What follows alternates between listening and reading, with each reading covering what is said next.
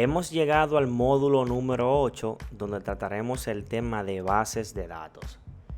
Es muy común entre desarrolladores de aplicaciones encontrarse en una situación de tener que elegir si van a usar una base de datos relacional o una base de datos no relacional. La mayoría no se lo piensa demasiado y opta por la opción que más conocen y con la que más cómodos se sientan, claro. Tampoco es que sea una decisión catastrófica, en realidad, ya sea la base de datos relacional o no, se puede construir un excelente sistema con cada uno de ellos.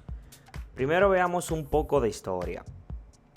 Las bases de datos relacionales, es decir, las que son SQL, se empezaron a usar a partir de los años 80 y al día de hoy siguen siendo la opción más popular por cada uno de los desarrolladores.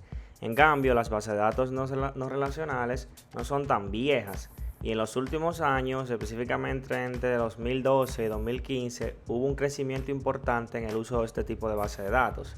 Y aunque desde 2016 la racha ha quedado un poco estancada, sigue siendo también muy popular utilizar bases de datos no relacionales. Entonces, ¿qué es una base de datos relacional? Bueno, básicamente el principio de la base de datos relacional se basa en una organización de la información en trozos pequeños. Se relacionan entre ellos mediante relación de identificadores, un ID único que lo distinga, y pueden hacer relaciones con otras tablas. Existe el concepto de tabla, que no es más que la representación de la entidad en la base de datos. Entonces, para que se hable de base de datos relacionales, tenemos que conocer el término ACID, que lo que significa es atomicidad, consistencia, aislamiento y durabilidad. Y son propiedades que la base de datos relacionales aportan a los sistemas y le permiten ser más robustos y menos vulnerables a fallo, ya que la información está relacionada y organizada de forma correcta. Algunos de los gestores o los motores más bien de base de datos relacionales comunes son por ejemplo Microsoft SQL Server, Oracle, que es muy utilizado cuando se utiliza gran volumen de información, Postgres, que es una base de datos open source, tenemos MySQL y tenemos SQLite. Sin embargo, las bases de datos no relacionales, como su propio nombre lo indica, son bases de datos que no guardan una relación entre ellas. Entonces son bastante útiles cuando no tenemos esquema exacto de lo que se quiere almacenar o lo que queremos hacer.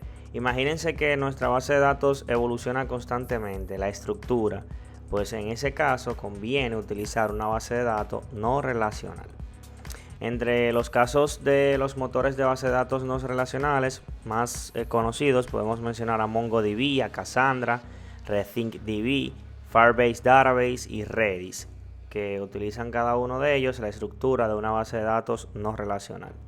Entonces, si hablamos de una base de datos relacional, dijimos que utilizaríamos el término de tabla. Entonces la información gráficamente se vería de esta manera, donde tenemos filas y columnas representadas cada una de ellas. Por ejemplo, aquí tenemos los IDs, tenemos el name y tenemos el age, y cada row representa un registro independiente, cada uno de ellos. Esta misma tabla, que pudiera ser por ejemplo una tabla de personas, se podría relacionar con otra más, como por ejemplo detalles. Cada persona puede tener más detalles, donde se almacenaría por ejemplo la fecha de nacimiento, su número telefónico, etc.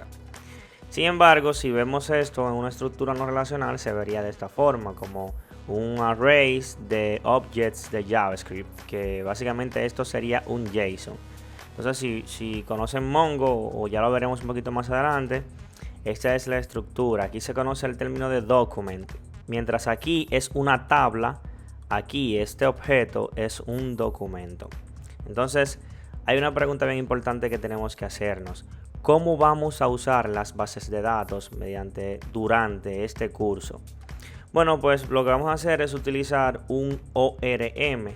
¿Y qué es un ORM? Bueno, es un Object Relational Mapping. Es un modelo de programación que consiste en la transformación de tablas de una base de datos en una serie de entidades que simplifiquen las tareas básicas de acceso a los datos para los programadores. Básicamente es la creación de un modelo, una clase o un simple objeto que representa una tabla o una entidad a nivel de base de datos. Entonces, para el programador es mucho más fácil interactuar con la base de datos a través de ese modelo. aparte de que nos permite realizar tareas como migraciones, consultas súper rápido y de forma eficiente. Durante esta sección vamos a estar utilizando el ORM de SQLite y el ODM, que significa Object Document Mapping, de Mongoose. ODM es lo mismo que un ORM, solo que está destinado a bases de datos no relacionales. El motor de base de datos que vamos a utilizar para el tema de SQL es SQLite y para no SQL MongoDB. Con respecto a los ODMs y ORM, pueden ver esta documentación, en este caso la de SQLite y aquí la de Mongoose. Pueden encontrar un sinnúmero de métodos, de funcionalidades extra que podemos utilizar en el proyecto. Así que esta fue la introducción al módulo de base de datos. Vamos de una vez a comenzar con las bases de datos relacionales y cómo podemos crear proyectos robustos en Node.js.